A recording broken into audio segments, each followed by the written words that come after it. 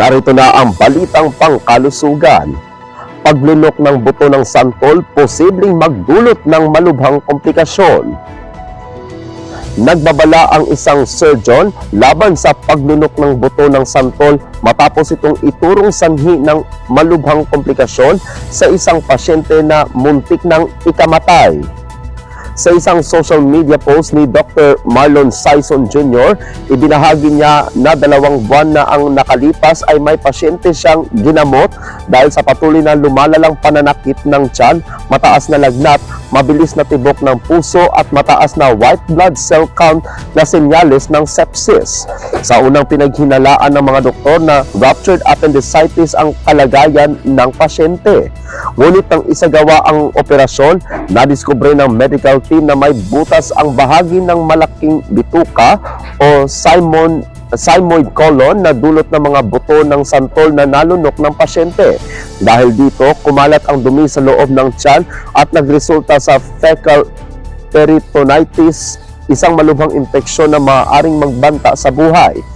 Ayon kay Dr. Sison, isinailalim ang pasyente sa Hartmann's procedure, isang operasyon kung saan inalis ang apektadong bahagi ng bituka at nilagyan ng pansamantalang colostomy upang mailigtas ang kanyang buhay.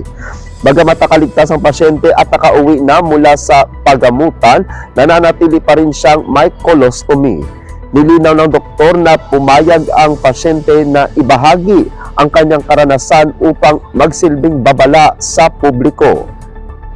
Hinimok ni Dr. Sison ang lahat na iwasan ang paglunok ng buto ng santol, mga piraso ng buto ng hayop at iba pang bagay na hindi natutunaw dahil maaari itong magdulot ng pagbabara o pagkabutas ng bituka, sepsis at iba pang komplikasyong may mataas na panganib na ikamatay. Kabiha, uy. Kabluka na.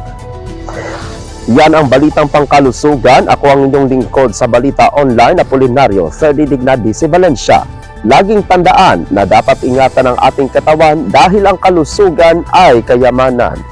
Maraming salamat.